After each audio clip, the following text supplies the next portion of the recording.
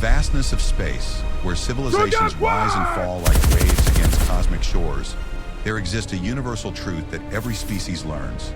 Never underestimate the quiet ones. For 3,000 years, the Galactic Confederation had dismissed humanity as primitive backwater dwellers. Barely worthy of acknowledgement, they were wrong.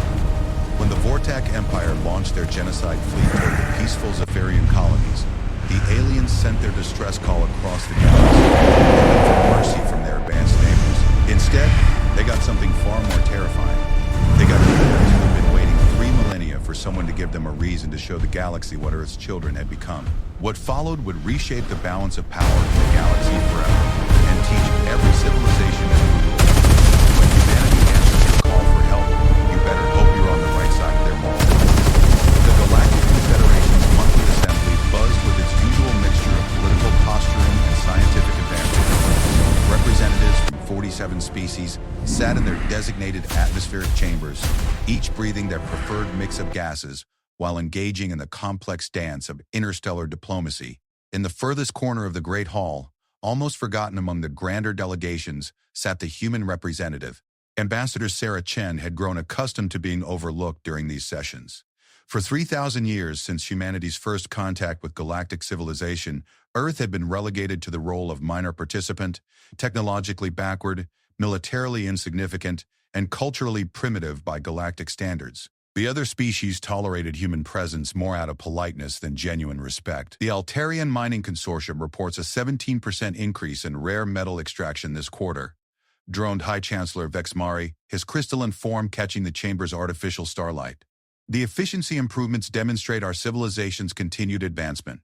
Reviewing Earth's modest contributions to galactic society, agricultural exports, basic manufacturing, and what other species condescendingly called quaint cultural artifacts. Humanity had learned early in their galactic journey that being underestimated had certain advantages. While other species focused on grand displays of technological prowess, humans had quietly observed, learned, and adapted. The chamber's attention shifted as an urgent transmission interrupted the proceedings. The massive holographic display flickered to life, showing the tear-streaked face of a Zephyrian elder. The Zephyrians were among the galaxy's most beloved species, gentle philosophers and artists whose crystal cities were considered wonders of peaceful civilization. Honored members of the Confederation, the elder's voice trembled with barely contained terror. We broadcast this message knowing it may be our last. The Vortak Empire has rejected our peaceful overtures. Their war fleet, numbering in the thousands, approaches our home system. We have no defenses against such overwhelming force. We ask for any assistance the galaxy can provide. A collective murmur rippled through the assembly. The Vortak Empire had remained outside Confederation space for centuries, building their strength in the galactic rim. Their philosophy centered on conquest and subjugation, viewing mercy as weakness and diplomacy as deception. Reports suggested they had absorbed dozens of smaller civilizations, though concrete evidence remained scarce due to their practice of leaving no survivors. High Chancellor Vexmari's form dimmed, a sign of distress among his species. This is indeed troubling news. We must consider our response carefully. The Confederation has always prided itself on peaceful resolution of conflicts. Sarah watched as the various delegates began their predictable responses. The Altarians cited trade regulations that prevented military intervention. The Nixari worried about provoking the Vorthak into targeting other Confederation worlds. The hegemony of Krell suggested sending a diplomatic envoy, despite clear evidence that the Vorthak had already rejected all peaceful approaches. Perhaps we could offer the Zephyrian sanctuary, suggested Ambassador Thrinks of the Aquatic Coalition. Our worlds could accommodate refugees. And abandon their homeworld to Vorthak occupation? Responded Chancellor Morix. The precedent would be disastrous. Every aggressive species would learn they need only threaten genocide to claim territory. The debate continued in circles, as Sarah had witnessed countless times before. The Confederation excelled at discussion, but struggled with decisive action. Their advanced technologies and sophisticated cultures had bred a certain comfortable distance from existential threats. Most member species had enjoyed peace for so long they had forgotten how to fight for it. Sarah activated her personal communication device, sending a coded message to Earth's strategic command. The response came back within minutes, faster than she had expected. Her superior's reply was brief but comprehensive. Authorization granted. Activate Protocol 7. Full discretion on implementation. Standing slowly, Sarah cleared her throat. The chamber's artificial intelligence registered her request to speak and amplified her voice. Conversations died as attention reluctantly turned to the human representative. "Honored colleagues," Sarah began, her voice carrying further than usual in the suddenly quiet chamber, "I have been listening to your deliberations with great interest. The Confederation faces a choice that will define its character for generations. Do we stand by our principles of protecting peaceful civilizations, or do we allow fear to transform us into passive observers of genocide?" Ambassador Thranx's gills fluttered with annoyance. "With respect, Ambassador Chen, humanity lacks the military capability to meaningfully contribute to this discussion. Your people have never demonstrated significant defensive technologies or fleet capabilities." Sarah nodded thoughtfully. "You're absolutely right, Ambassador Thranx.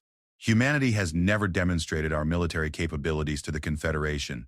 We've had no reason to do so." She paused, letting that distinction settle in the chamber. "However, the Zephyrians have sent a distress call. They have asked for help. Earth recognizes the moral imperative to respond." High Chancellor Vexmari's form brightened with what might have been amusement. "Ambassador Chen, we appreciate human sentiment truly, but sentiment alone cannot stop a Vorthak warfleet. They field dreadnoughts the size of small moons, equipped with weapons that can shatter planets. Their tactical doctrine has conquered every opponent they faced."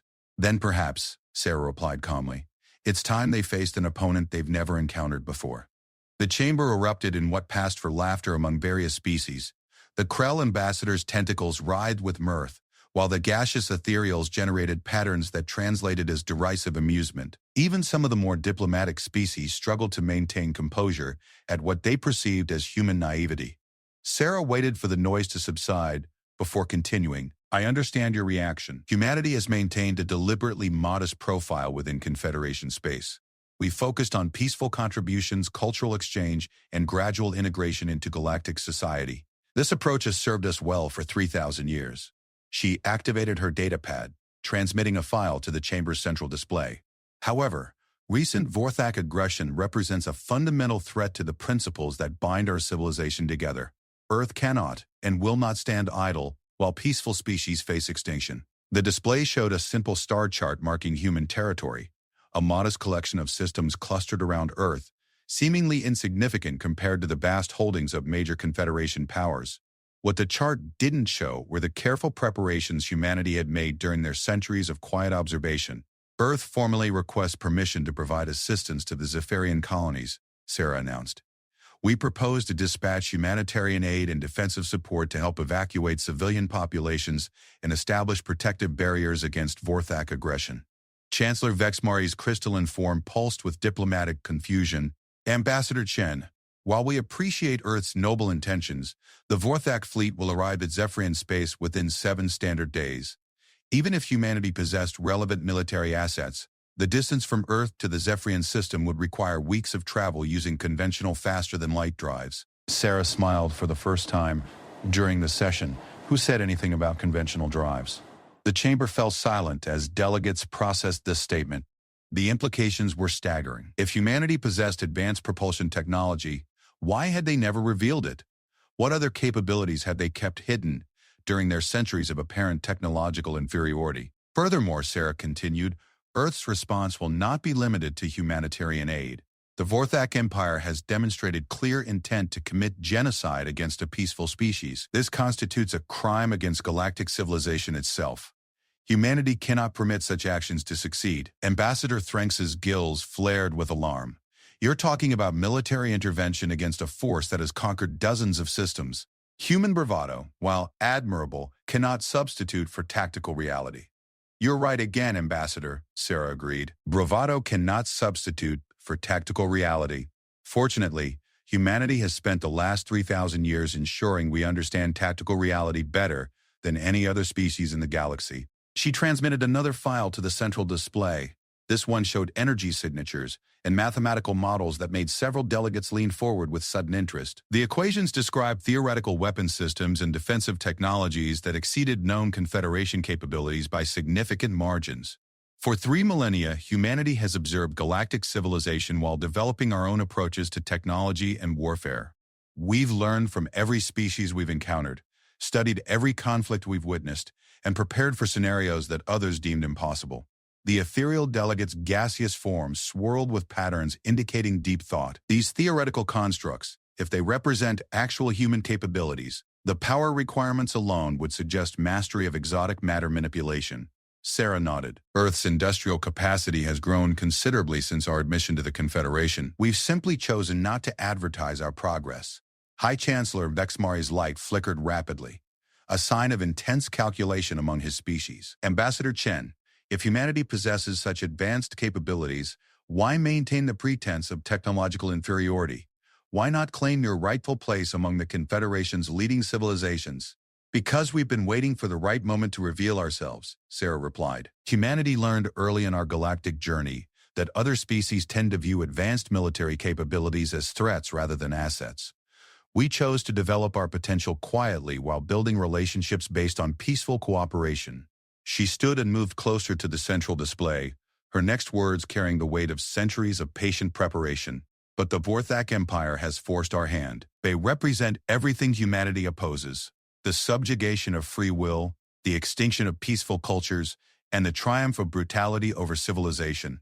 If they succeed against the Zephyrians, they'll continue expanding until every peaceful species faces the same choice: submit or die. The chamber remained silent as delegates absorbed the implications of humanity's revelation. If Earth truly possessed the capabilities Sarah claimed, the balance of galactic power would shift dramatically. More immediately, the fate of the Zephyrians might not be as sealed as everyone had assumed. Earth's fleet has already departed for Zephyrian space, Sarah announced, sending shock waves through the assembly. We expect to arrive in approximately 18 hours. Our mission parameters include evacuation support for civilian populations, establishment of defensive perimeters around Zephyrian colonies, and, she paused meaningfully, elimination of any Vorthak forces that threaten peaceful populations. Ambassador Thranx's voice rose with alarm. This is madness. You're committing your entire species to a war against an enemy that has never been defeated. Sarah turned to face the Aquatic Coalition representative directly. Ambassador Thranx, with respect, you're operating under a false assumption. We're not committing our species to war. We're finishing one. The confusion that followed her statement was palpable. Several delegates began speaking simultaneously, demanding clarification. Sarah raised her hand for silence. The Vorthak Empire has been at war with galactic civilization since they began their expansion centuries ago.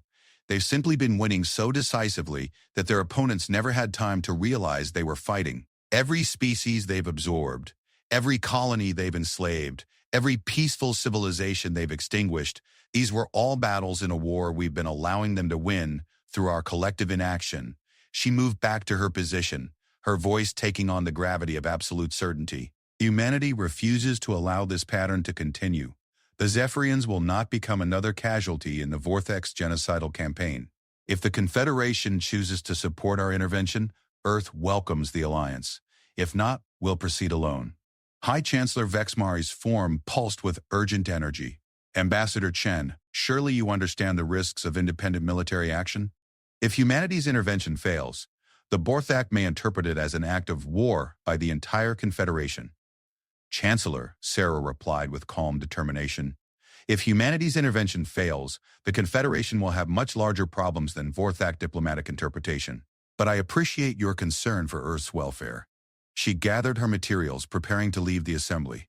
The Zephyrians sent a distress call asking for help. Humanity heard that call and chose to answer. In 18 hours, we'll discover whether 3,000 years of preparation have been sufficient to honor that choice. As Ambassador Chen departed the chamber, she left behind a galaxy forced to confront uncomfortable truths about courage, conviction, and the price of peace. The Confederation had spent centuries building a civilization based on diplomatic solutions and technological advancement. But when genocide threatened one of their most beloved member species, only the supposedly primitive humans had been willing to risk everything in defense of their principles. In the depths of space, humanity's response fleet continued its journey towards Zephyrian territory, carrying with them the hopes of a peaceful species and the fury of a race that had spent millennia preparing for this exact moment. The galaxy was about to learn that sometimes the quiet ones have been quiet for very good reasons. The Zephyrian homeworld of Crystallia hung like a jewel against the cosmic void, its surface adorned with cities that grew rather than being built. The Zephyrians had learned millennia ago to work with their world's natural crystal formations, creating settlements that pulsed with harmonic resonance and captured starlight in patterns that could be seen from orbit. It was a world that epitomized beauty and peaceful coexistence, making the approaching threat all the more devastating. Elder Yxthol stood in the highest tower of the capital city, her crystalline form resonating with harmonies of deep sorrow. Through the translucent walls, she could observe the frantic preparations taking place across the planet's surface. Every available transport vessel worked tirelessly to evacuate civilians to the outer colonies, though everyone knew these efforts represented desperate hope rather than genuine salvation. If the Vorthak Empire intended to claim Zephyrian territory, they would pursue their prey across every world their victims might flee to. Elder, a younger Zephyrian named Kethmari, approached with urgent energy patterns. We've received confirmation from our deep space monitoring stations. The Vorthak fleet maintains its approach vector. Estimated arrival in 6 standard days. Yxthol's resonance shifted to patterns of grim acceptance. And the Confederation's response? Mixed signals, Kethmari admitted. Most delegates expressed sympathy but cited various regulations and concerns that prevent immediate assistance. However, he paused, his harmonic signature suggesting confusion. The human representative made some unusual claims about Earth's capabilities. The Elder's attention focused with sudden intensity. Throughout their membership in the Confederation, the Zephyrians had maintained friendly relations with humanity, appreciating their artistic sensibilities and cultural curiosity. Humans had visited Crystalia frequently, often spending months studying Zephyrian harmonic architecture and participating in their philosophical symposiums. They were pleasant beings but hardly known for military prowess. What manner of claims? She suggested Earth possesses advanced military technologies that have remained hidden from the Confederation. Furthermore, she announced that human forces were already en route to our system. Yxthol's crystals dimmed with skeptical resignation. Noble sentiment, but hardly practical assistance against the Vorthak war machine. Still, we should acknowledge their gesture appropriately when they arrive.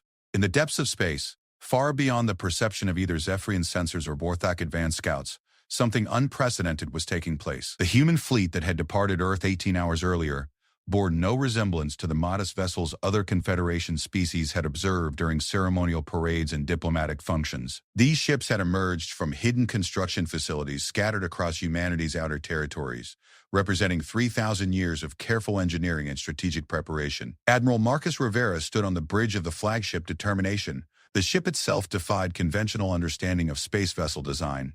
Its hull incorporated metamaterials that could shift their properties in response to different threats, while its propulsion system utilized controlled manipulation of space-time geometry that made traditional faster-than-light travel look primitively slow. Admiral, reported Commander Sarah Okafor from the sensor station, we've completed our transit and are now 2 light hours from the Zephyrian system.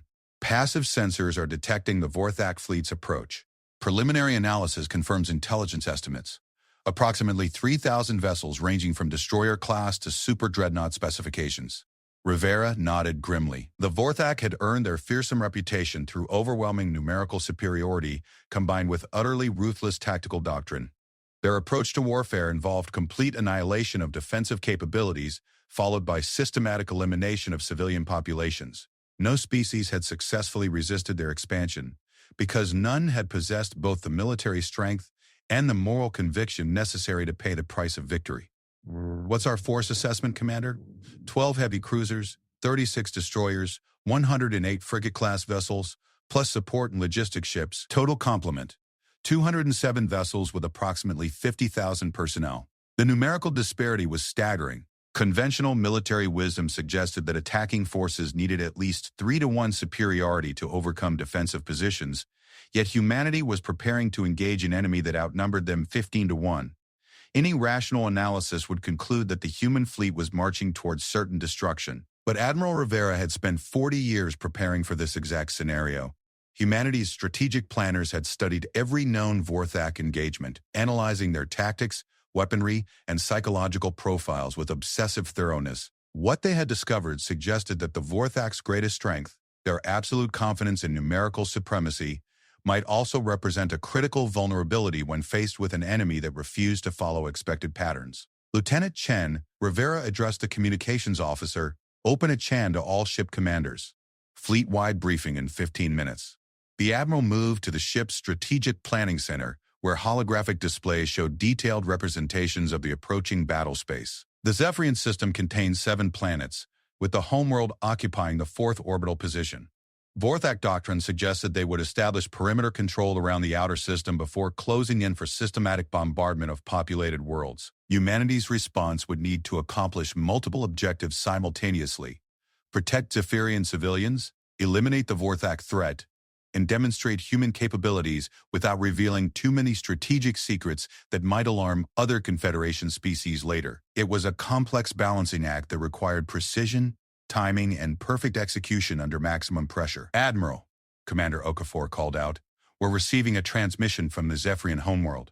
Elder Yaxthul requests permission to address our fleet commander." Rivera activated the communication array, and the bridge's holographic display materialized the image of the Zephyrian Elder. Her crystalline features resonated with patterns that human translation software interpreted as profound gratitude mixed with desperate concern. "Admiral Rivera," Yaxthul began, "we are deeply moved by humanity's response to our distress call. Your willingness to risk everything in defense of our people honors the highest principles of galactic civilization. However, I must express our concern for your fleet's safety. The Vorthak force approaching our system represents overwhelming numerical superiority." The Admiral inclined his head respectfully. "Elder Yaxthul, humanity appreciates your concern for our welfare. We've studied the Vorthak threat extensively and believe our tactical approach can achieve the necessary objectives while minimizing casualties among both our forces and your population. May I ask what tactics you intend to employ?" Our military analysts suggest that even advanced Confederation technology would struggle against such overwhelming numbers. Rivera smiled with quiet confidence. "Elder, with respect, our tactical approach relies on capabilities that transcend conventional Confederation technology. Humanity has developed certain specialized techniques for dealing with numerically superior opponents who rely on traditional battle doctrine." The Elder's harmonic patterns shifted to frequencies expressing polite confusion. "Specialized techniques? We've learned that sometimes the best way to defeat an enemy is to make them defeat themselves. The Vorthak Empire has never faced an opponent that refused to fight according to their expectations. They've grown accustomed to battles where superior numbers guarantee victory. Tomorrow, they'll discover that assumptions can be dangerous things." Before Yaxthul could respond, another voice interrupted the transmission. A younger Zephyrian materialized beside the Elder, his crystal form pulsing with urgent alarm patterns. "Elder, forgive the interruption, but our deep space sensors have detected massive energy signatures approaching from the rim. The Vorthak fleet has accelerated their timetable. They'll arrive within 18 hours rather than 6 days. Rivera's expression hardened. The change in Vorthak timing suggested they had detected the human fleet's presence and decided to launch their assault before reinforcements could arrive. It was a logical tactical adjustment, but one that compressed humanity's preparation window significantly. "Elder," Rivera said calmly, "please ensure your evacuation procedures are completed within the next 12 hours. We'll establish defensive positions around your system within 6 hours and begin engagement protocols shortly thereafter." "Admiral," Yaxthul's harmonics carried desperate urgency. 18 hours is insufficient time to evacuate our entire population. Millions will remain on the surface when the Vorthak arrive. "Then we'll make sure they remain safe," Rivera replied with absolute certainty. "Elder, I need you to trust that humanity knows what we're doing. Your people answered our call for friendship 3,000 years ago when we first joined galactic civilization. Now, we're answering yours." The transmission ended, leaving the bridge in thoughtful silence. Commander Okafor reviewed her sensor data with growing concern. "Admiral, our intelligence estimates may have been conservative. These energy signatures suggest the Vorthak fleet is larger than expected, possibly approaching 4,000 vessels." Rivera moved to the tactical display, studying the approaching threat with analytical detachment. "Commander, send a priority transmission to Earth Strategic Command. Inform them that we're implementing Protocol 7 Alpha with enhanced parameters. Request confirmation that contingency assets are prepared for immediate deployment if required." "Contingency assets, sir?" The Admiral's smile carried implications that made several bridge officers exchange concerned glances. "Commander, the fleet you're observing represents humanity's expeditionary force. Vessels designed for rapid response and sustained operations in hostile territory. Protocol 7 Alpha includes provisions for escalated response if initial forces prove insufficient." He activated the fleet communication array, addressing all 207 ships simultaneously. "This is Admiral Rivera to all vessels. We are accelerating our operational timeline due to changes in enemy approach. All ships will achieve combat readiness within 4 hours and establish tactical positions within 6 hours. Remember, we're not just fighting for Zephyrian survival, we're fighting to establish humanity's credibility as protectors of galactic civilization. Across the human fleet, thousands of personnel began final preparations for humanity's first major military engagement since joining the Confederation. Ship engineers conducted final calibrations on weapon systems that incorporated technologies beyond current galactic understanding. Marine commanders reviewed assault protocols designed for boarding actions against vessels 3 times larger than their own ships. Medical teams prepared emergency treatment facilities for casualties that might result from facing an enemy that had never suffered defeat. But perhaps most importantly, communications specialists prepared information warfare systems that would broadcast humanity's engagement across the entire galaxy. When the battle began, every Confederation species would witness humanity's true capabilities for the first time. The age of human anonymity was about to end permanently. Meanwhile, the Vorthak Empire's war fleet continued its inexorable approach toward what they expected to be another routine conquest. Their commanders reviewed standard bombardment patterns, while their crews prepared weapon systems that had shattered the defenses of dozens of worlds. In their experience, resistance was always futile once they achieved orbital superiority. They had never encountered an enemy that had spent 3,000 years preparing specifically for them. Admiral Rivera watched the tactical displays update with fresh intelligence about Vorthak fleet composition and deployment patterns. Everything proceeded according to humanity's carefully developed battle plans. But he understood that no plan survived contact with reality unchanged. Tomorrow would test whether human preparation had been sufficient to honor their promise to the Zephyrians. In 18 hours, the galaxy would learn what happened when an unstoppable force met an immovable object. The only question was which description applied to which fleet. The Vorthak Empire's war fleet emerged from faster-than-light travel at the edge of the Zephyrian system like a mechanical plague descending upon paradise. 4,000 vessels arranged themselves in the traditional conquest formation that had brought them victory across dozens of star systems.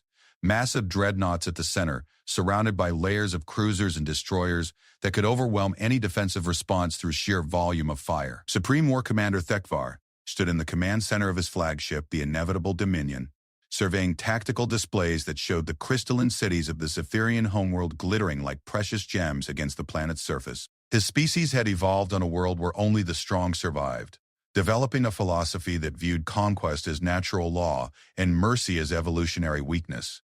The coming destruction of this peaceful civilization would serve as another confirmation of the universe's fundamental truth. Power determines survival. War Commander, reported his tactical officer.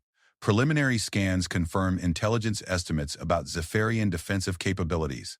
They possess no significant military assets, no orbital defense platforms, and no fleet presence beyond civilian transport vessels. We should achieve complete orbital control within 6 standard hours. Dakvar's mandibles clicked with satisfaction. The Zephyrians represented exactly the type of soft target that made expansion campaigns profitable. Advanced enough to possess valuable technology and infrastructure, but too peaceful to mount meaningful resistance. Their crystal cities would make excellent command centers once the current inhabitants had been eliminated. However, the tactical officer continued with slight hesitation. We are detecting some unusual energy signatures in the outer system.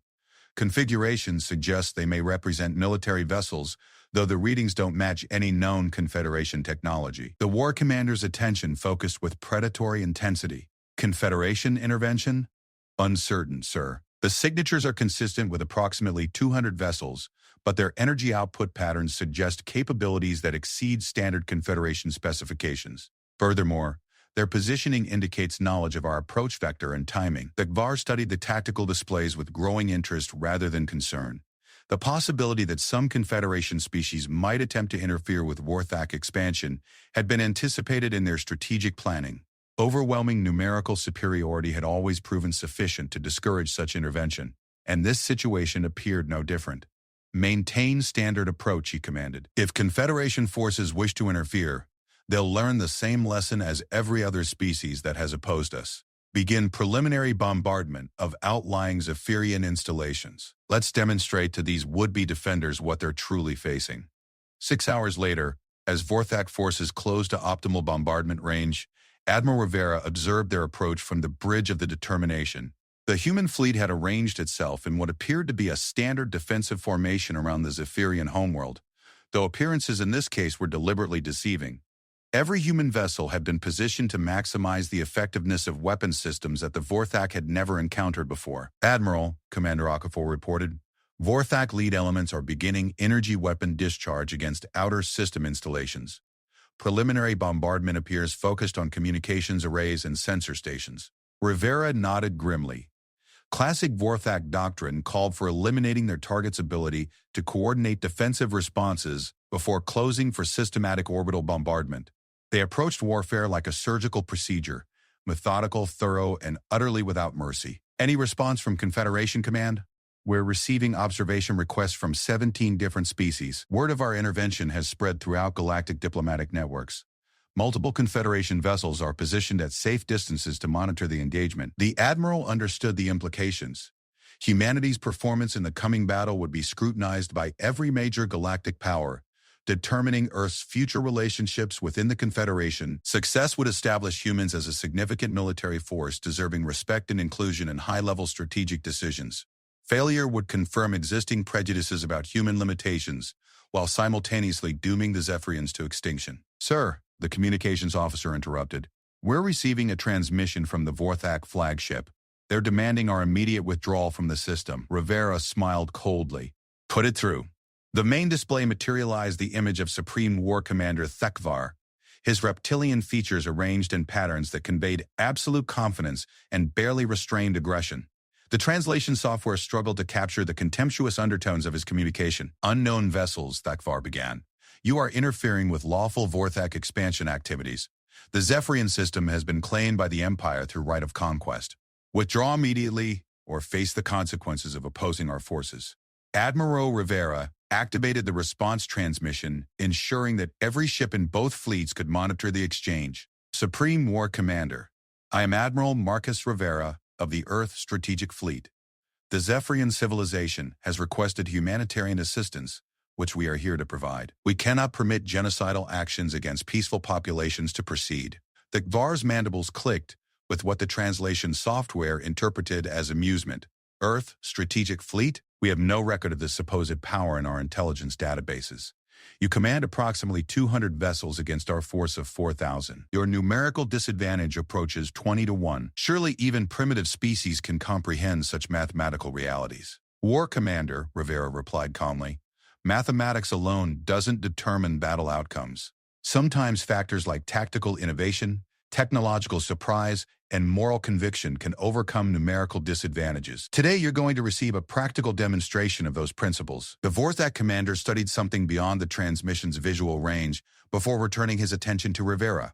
Admiral Rivera, our sensor analysis suggests your vessels incorporate technologies that exceed standard Confederation capabilities. However, advanced technology cannot compensate for overwhelming numerical superiority. We offer you one final opportunity to withdraw with your fleet intact. Rivera's expression hardened with absolute resolve. War Commander, the only withdrawal that will occur today is yours. You have 10 minutes to begin retreating from this system. After that, we will commence operations to remove your threat permanently. The transmission ended abruptly, leaving both fleets in tense preparation for the engagement that would determine the Zephyrian survival. Across the human fleet, weapons systems powered up with energy signatures that made monitoring Confederation observers lean forward with sudden interest. These readings suggested capabilities that transcended conventional understanding of space combat technology. Admiral, Commander Okafor reported, Vorthak forces are adjusting formation. They appear to be concentrating firepower for overwhelming alpha strikes against our positions. Rivera studied the tactical display with analytical detachment. The Vorthak were executing exactly the assault pattern that human strategic planners had anticipated, based on detailed analysis of their previous engagements. Their approach emphasized concentrated firepower designed to destroy enemy formations before they could mount coordinated resistance. Very good, Rivera said quietly. All vessels, implement Protocol 7 Alpha, authorization code, Thunder. Across the human fleet, ships that had appeared to maintain standard defensive positions suddenly revealed capabilities that defied conventional space combat doctrine. Metamaterial hulls shifted their configurations, revealing weapons arrays that had been concealed within the ship's structures. Propulsion systems engaged, drives that manipulated space-time geometry itself, allowing vessels to achieve accelerations that should have been physically impossible. The first Vorthak bombardment wave encountered human ships that simply weren't where sensors indicated they should be.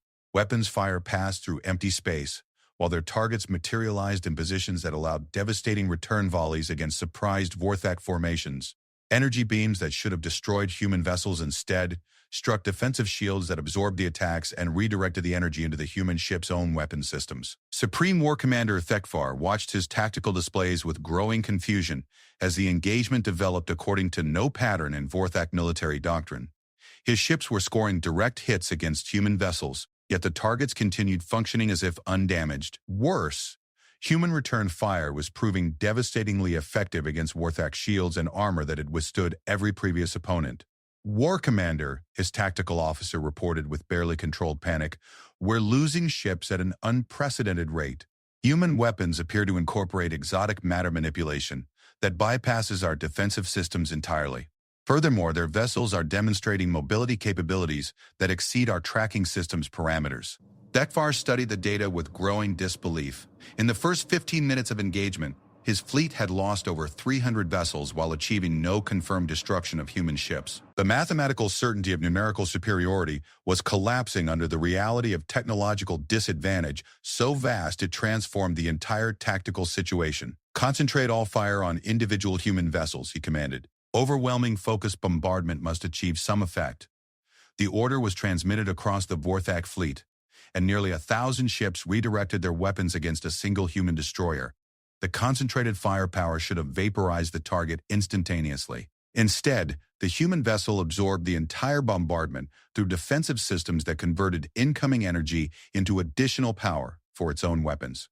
The return volley destroyed 17 Vorthak ships simultaneously. Aboard the Determination, Admiral Rivera watched the battle unfold with grim satisfaction.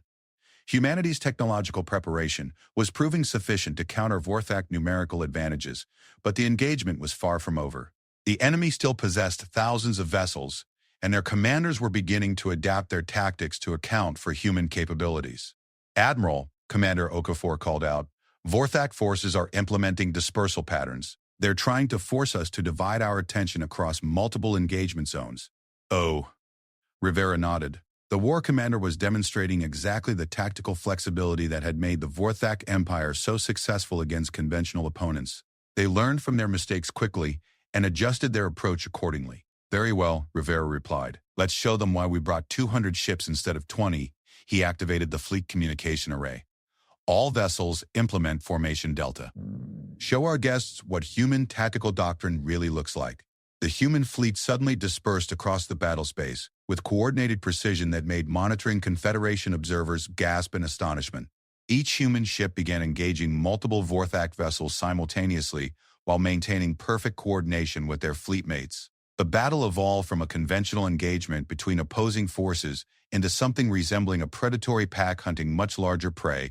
Supreme War Commander Thekvar realized with growing horror that his numerically superior fleet was being systematically dismantled by an enemy that operated according to principles he didn't understand. Every tactical adjustment his forces attempted was anticipated and countered by human responses that suggested months of preparation for this specific engagement. "War Commander," his communications officer reported desperately, "we're receiving requests for withdrawal authorization from multiple squadron commanders. Current casualty rates project complete fleet destruction within 6 standard hours if engagement continues." For the first time in his military career, Thekvar faced the possibility of defeat against an enemy that refused to acknowledge their numerical disadvantage. The humans fought with technological capabilities and tactical coordination that transformed traditional space combat into something entirely new.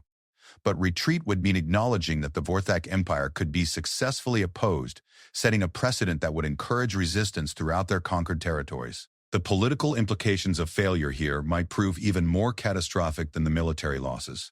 "All vessels," Thekvar commanded, "implement final protocol. If we cannot achieve victory through conventional means, we'll demonstrate why the Vorthak Empire has never accepted defeat." Across the Vorthak fleet, the largest dreadnoughts began charging weapon systems designed for planetary bombardment rather than ship-to-ship combat.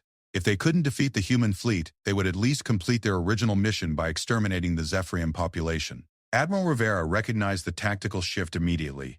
"Commander, Vorthak heavy units are powering planet-killer weapons. They're planning to bombard the Zephyrian homeworld directly." The moment had arrived for humanity's most critical test. Could they protect innocent civilians while simultaneously defeating an enemy that had chosen genocide over defeat? The answer would determine not only Zephyrian survival, but humanity's future role in galactic civilization. All vessels, Rivera transmitted, implement Protocol Thunderstrike. Authorization confirmed. Show them why we spent 3,000 years preparing for this moment. The moment Supreme War Commander Thekvar activated planetary bombardment protocols, humanity revealed the true scope of their preparation. What the Vorthak had perceived as a fleet of 200 vessels suddenly expanded as cloaked ships materialized throughout the battlespace, their stealth systems deactivating to reveal nearly 1,000 additional human vessels that had been positioned in advance. Commander, initiate Thunderstrike formation. All stealth units engage priority targets immediately. We have approximately 4 minutes before those dreadnoughts achieve firing solutions on the Zephyrian homeworld. Across the battlespace, human ships that had remained hidden during the initial engagement suddenly appeared within optimal firing range of every Vorthak vessel capable of planetary bombardment. The technological marvel of their stealth systems had allowed them to position themselves perfectly while their enemies remained focused on the visible human fleet. Aboard the inevitable Dominion, Thekvar's tactical officers struggled to process sensor data that defied comprehension. War Commander, we're detecting massive energy spikes throughout our formation. Human vessels are materializing inside our defensive perimeters. Current count suggests over 1,200 enemy ships. The implications struck Thekvar with devastating clarity. The human fleet had been deliberately concealing the majority of their strength, allowing his forces to commit to engagement patterns that left them vulnerable to coordinated attack from multiple directions simultaneously. Every tactical decision he had made had been anticipated and countered by an enemy that had studied Vorthak doctrine with obsessive thoroughness. All vessels, Defensive Formation 7, Thekvar commanded desperately. Concentrate fire on the nearest human ships. We must break their coordination. But the human fleet had moved beyond conventional tactical formations into something that resembled a three-dimensional web of coordinated destruction. Each ship supported multiple fleetmates while engaging targets that maximized damage against Vorthak capabilities. Their weapon systems incorporated technologies that bypassed conventional defensive systems, while their coordination suggested communication methods that operated faster than traditional, faster-than-light transmission. Commander Sarah Okafor monitored the engagement from the Determination Sensor Station, watching as humanity's carefully planned battle strategy unfolded with devastating precision. Admiral, we're achieving 93% target acquisition efficiency. Vorthak fleet strength has been reduced by 68% in the last 27 minutes. However, their largest dreadnoughts are still attempting to achieve firing positions against the Zephyrian homeworld. Rivera studied the tactical display with analytical focus. The battle was proceeding according to human strategic planning, but the critical moment approached. Preventing genocide required not just defeating the Vorthak fleet, but doing so quickly enough to protect civilian populations from weapons designed to shatter planets. Signal the Aurora Squadron, Rivera commanded. Authorization for exotic weapons release. Target all Vorthak vessels capable of planetary bombardment. Full power authorization confirmed. Deep within the human fleet's formation, 12 ships that had remained in reserve throughout the engagement received their orders with grim satisfaction. The Aurora Squadron represented humanity's most advanced technological achievements, vessels that incorporated exotic matter manipulation and space-time engineering that bordered on theoretical impossibility. Captain Alina Vasquez commanded the lead vessel Aurora 7 as it approached the largest Vorthak dreadnought at velocities that made conventional physics models inadequate. Her ship's weapon systems incorporated technologies that humanity had developed through 3,000 years of careful research into the fundamental nature of reality itself. Aurora Squadron, she transmitted, we have authorization for exotic weapons deployment. Remember, we're not just ending this battle, we're establishing humanity's credibility as protectors of galactic civilization. Execute Pattern Omega. The Aurora Squadron's attack represented humanity's ultimate expression of technological warfare. Their weapons didn't simply destroy enemy vessels. They manipulated the underlying structure of matter and energy to unmake their targets at the quantum level. Vorthak dreadnoughts that had withstood every conventional weapon in galactic arsenals simply ceased to exist as exotic matter streams rewrote the fundamental particles of their construction. Supreme War Commander Thekvar watched his most powerful vessels disappear from tactical displays with growing comprehension of absolute defeat. The human fleet possessed technologies that transcended conventional understanding of warfare itself. Against such capabilities, numerical superiority became meaningless. War Commander, his communications officer reported with barely controlled terror, were receiving surrender requests from multiple squadron commanders. Fleet cohesion is collapsing across all sectors. Thekvar faced the impossible choice that no Vorthak commander had ever confronted. Accept defeat or watch his entire fleet be systematically annihilated by an enemy that possessed overwhelming technological superiority. The Empire's philosophy demanded continued resistance until death, but tactical reality suggested such resistance would only result in pointless casualties. Open a communication channel to the human flagship, he commanded, his voice carrying the weight of 3 centuries of undefeated military tradition coming to an end. Admiral Rivera received the transmission request with mixed emotions. Victory appeared certain, but the cost of achieving it had been higher than he preferred. Human casualties remained minimal due to their technological advantages, but destroying an entire fleet represented exactly the type of massive destruction that humanity sought to prevent in galactic conflicts. Supreme War Commander, Rivera responded to the incoming transmission, I trust you're prepared to discuss reasonable terms for ending this engagement.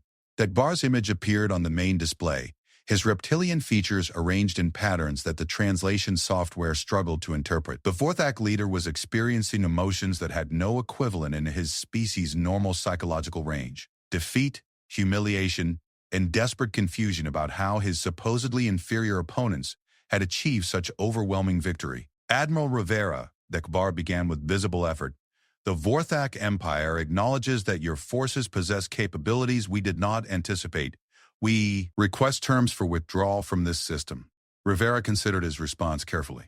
The Vorthak Empire's future behavior would depend significantly on how humanity handled this moment of victory. Excessive destruction might provoke desperate retaliation, while insufficient demonstration of power could encourage future aggression. War Commander, our terms are straightforward. First, immediate withdrawal of all Vorthak forces from Zephyrian territory. Second, formal acknowledgement that the Zephyrian civilization is under human protection. Third, reparations for damage caused to Zephyrian installations during your bombardment. Thekvar's mandibles clicked with what might have been bitter amusement. And if we refuse these terms? Admiral Rivera's expression hardened with absolute certainty. Then we continue this engagement until your fleet no longer exists to threaten peaceful civilizations. War Commander, you've witnessed approximately 15% of human fleet capabilities during this battle. Our terms represent the most generous offer you're likely to receive. The silence that followed stretched across both fleets as the Vorthak commander absorbed the implications of that statement. If the devastating defeat his forces had suffered represented only a fraction of human military power, then continued resistance would result in complete annihilation. Furthermore, Rivera continued, the Galactic Confederation is monitoring this engagement. Your empire's future relationships with all member civilizations will be influenced by your response to our offer. Choose wisely. Thekvar studied tactical displays that showed the wreckage of what had been the Vorthak Empire's most powerful fleet 6 hours earlier. His remaining vessels numbered fewer than 800, while the human fleet appeared to have suffered no significant losses despite engaging forces that outnumbered them 5-1. Admiral Rivera, he said finally, the Vorthak Empire accepts your terms. We will withdraw from Zephyrian space immediately and acknowledge their protected status under human guarantee. Rivera nodded with quiet satisfaction. War Commander, your cooperation is appreciated. However, our agreement requires one additional element. The Vorthak Empire will cease aggressive expansion activities against any peaceful civilization within Confederation space. Future conquests must be restricted to uninhabited systems or species that pose legitimate threats to galactic security.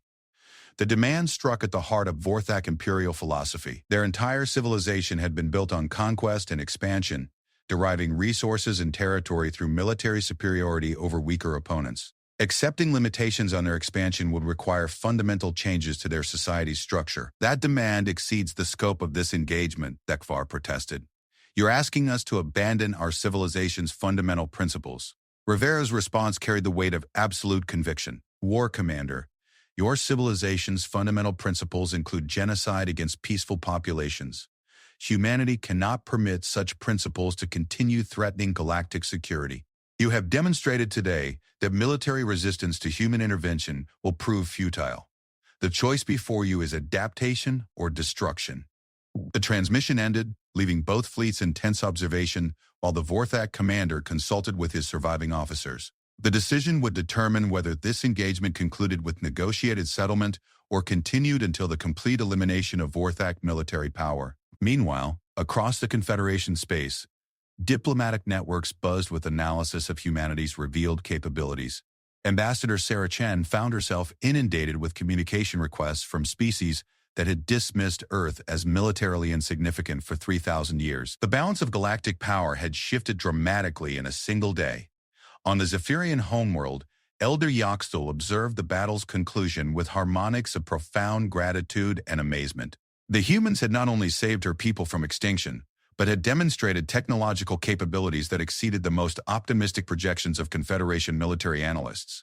Elder, Kethmary approached with urgent energy patterns. We're receiving communication requests from multiple Confederation species. They're requesting detailed briefings about human military capabilities and strategic intentions. Yaxtel's crystals pulsed with thoughtful consideration. Inform them that the Zephyrian civilization is honored to serve as liaison between humanity and any species seeking to establish productive relationships with Earth. However, make it clear that our primary loyalty now belongs to the people who risked everything to defend our survival. The political implications would reshape galactic diplomacy for generations. Humanity had emerged from 3 millennia of deliberate obscurity to establish themselves as the Confederation's most formidable military power. Every species would need to recalculate their strategic relationships with Earth, while the Vorthak Empire faced a choice between adaptation and eventual destruction. Admiral Rivera waited for Supreme War Commander Thekvar's response while preparing for either outcome. If the Vorthak chose continued resistance, humanity was prepared to demonstrate the additional capabilities they had kept in reserve.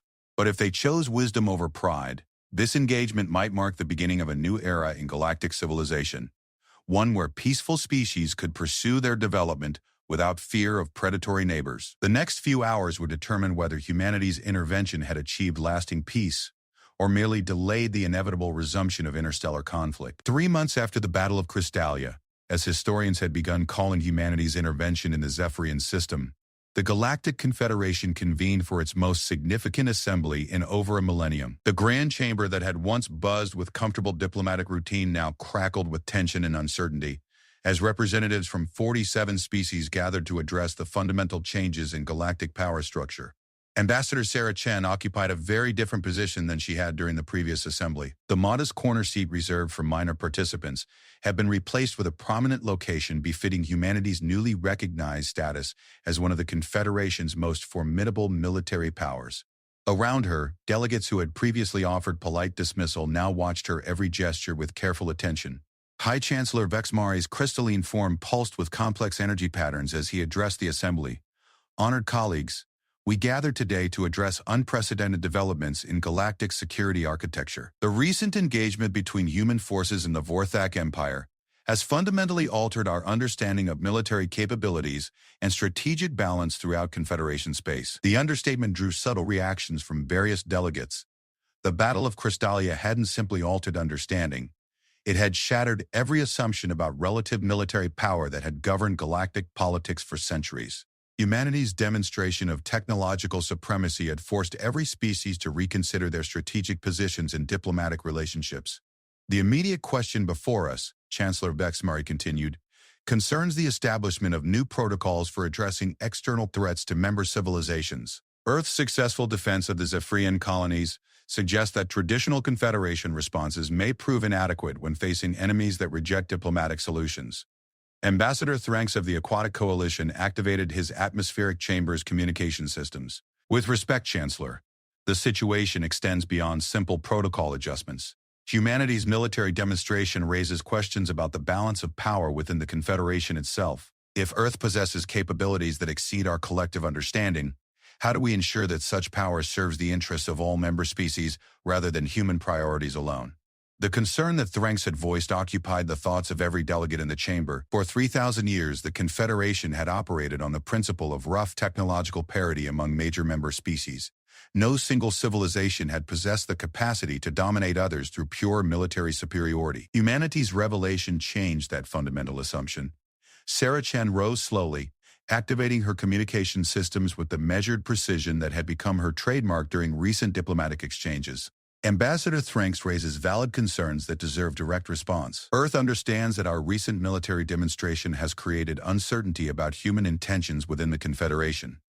She paused, allowing the translation systems to process her words for species with different temporal communication patterns. However, I would respectfully suggest that humanity's actions during the Crystallia engagement demonstrate our commitment to Confederation principles rather than challenging them. We intervened to protect a peaceful member species from genocide, not to establish dominance over other civilizations. The ethereal delegate's gaseous form swirled with patterns indicating analytical consideration.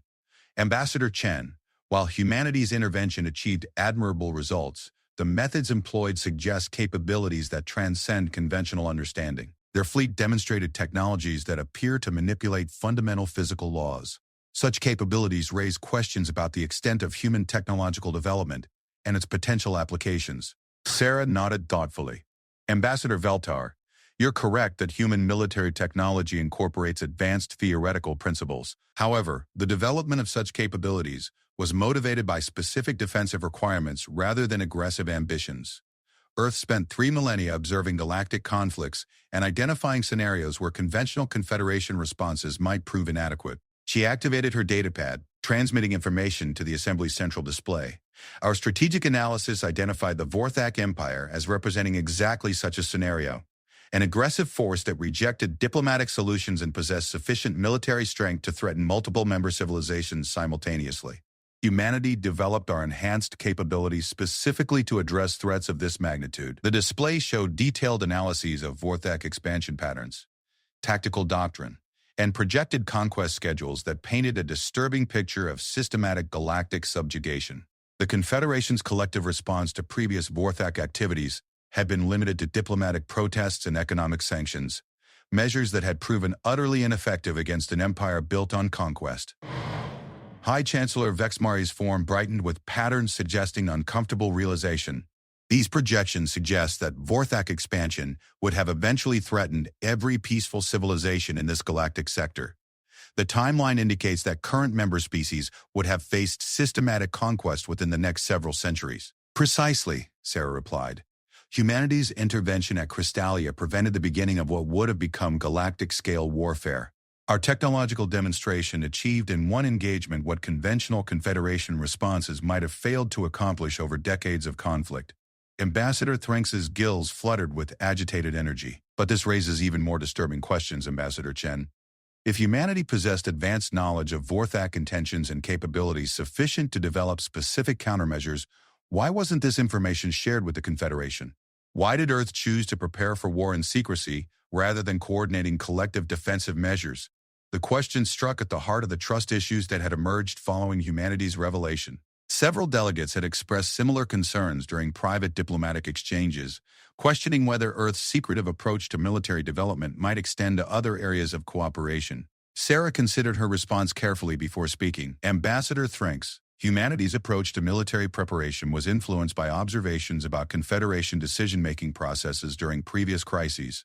Our analysis suggested that advance warning about Vorthak capabilities might have resulted in diplomatic delays that could have compromised defensive preparations. She transmitted additional data to the central display, showing detailed records of Confederation responses to previous external threats.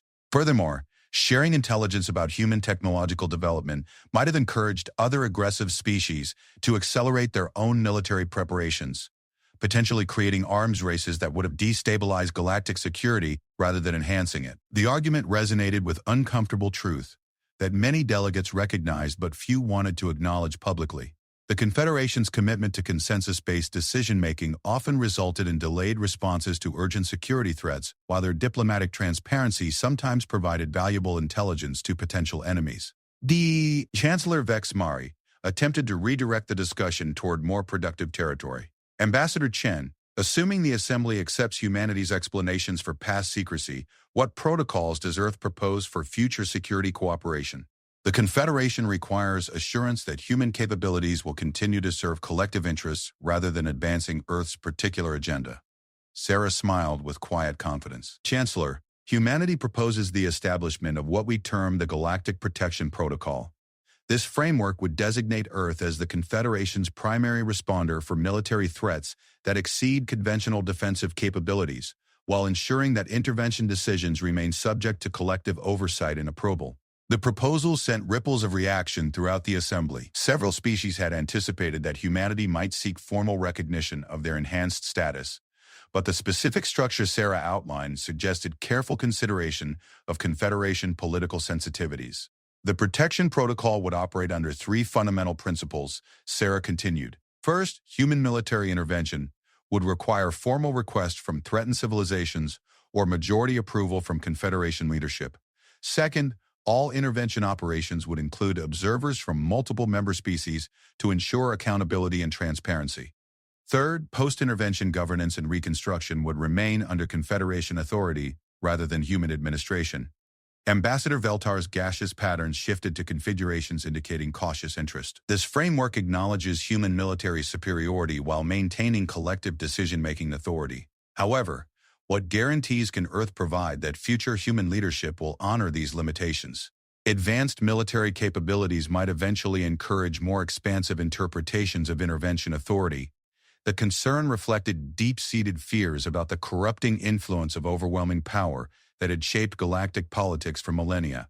Every species had historical examples of civilizations that had begun with noble intentions before succumbing to the temptation of domination through superior force. Ambassador Veltar, Sarah replied with absolute conviction, humanity's guarantee lies not in promises about future leadership, but in the fundamental principles that guided our development of these capabilities. Earth spent 3,000 years preparing to defend peaceful civilizations, precisely because we believe that preserving diverse galactic culture represents humanity's highest strategic interest. She activated another data transmission showing detailed records of human cultural and scientific exchanges with dozens of member species.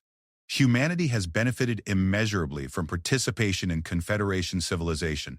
Our technological achievements incorporate insights gained through cooperation with virtually every species represented in this assembly. Earth's military power serves to protect the diversity and creativity that made these achievements possible. The evidence Sarah presented painted a picture of genuine integration rather than opportunistic exploitation. Human researchers had participated in collaborative projects across every field of scientific inquiry, while human cultural ambassadors had spent decades studying and preserving the artistic achievements of dozens of civilizations. High Chancellor Vexmari consulted with several other senior delegates before addressing the assembly. Ambassador Chen, the Confederation leadership requires time to analyze humanity's proposals and their implications for galactic governance. However, I can state that initial reactions suggest qualified approval for enhanced human security responsibilities under appropriate oversight mechanisms. The cautious endorsement represented significant progress toward formal recognition of humanity's new role. Sarah understood that complete acceptance would require additional diplomatic negotiations and probably several trial implementations of the protection protocol under controlled circumstances. Chancellor, she replied, Earth appreciates the Confederation's careful consideration of these matters. Humanity is prepared to begin immediate implementation of provisional security arrangements while formal protocols are developed. Recent intelligence suggests that other aggressive civilizations may be reconsidering their expansion plans in response to the Vorthak defeat. The implication sent waves of concern through the assembly. If the Battle of Crystallia had encouraged other predatory species to accelerate their conquest schedules before humanity could intervene, the galaxy might face multiple simultaneous crises that would test the limits of even enhanced human capabilities. Ambassador Thranx's gills fluttered with urgent energy. Ambassador Chen, are you suggesting that humanity's demonstration of superior technology has actually increased short-term security threats rather than deterring them? Sarah nodded grimly. Intelligence indicates that several rim civilizations are indeed accelerating military preparations, apparently hoping to achieve rapid territorial gains before potential human intervention. The window for diplomatic solutions to these emerging conflicts is closing rapidly. The revelation transformed the Assembly's discussion from theoretical policy considerations to urgent crisis management. If multiple aggressive civilizations launched conquest campaigns simultaneously, even humanity's enhanced capabilities might prove insufficient to protect every threatened population. However, Sarah continued with quiet confidence, Earth has anticipated this possibility. The fleet that engaged the Vorthak represented approximately 12% of current human military capacity. Our strategic reserves remain available for deployment if multiple intervention scenarios develop simultaneously.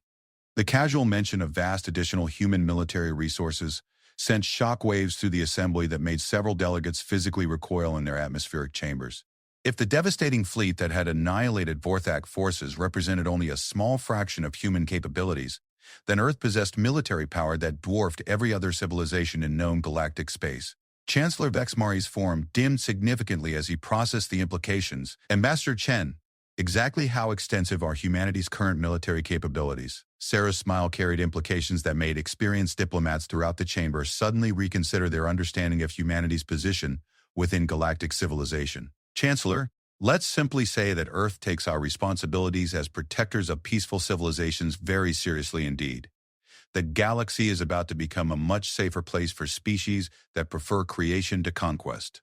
As the Assembly concluded with agreements to expedite formal consideration of the Galactic Protection Protocol, representatives from 47 species departed with a transformed understanding of their place in the universe. Humanity had emerged from 3 millennia of deliberate obscurity to establish themselves as the ultimate guarantors of peaceful civilization against the predatory forces that lurked in the galactic darkness. The age of human anonymity had ended forever, replaced by an era where Earth's children stood as guardians of everything worth preserving in the vast community of galactic civilization. The Zephyrians had sent a distress call asking for help, and humanity had answered with the full fury of 3,000 years of patient preparation. The galaxy would never be the same.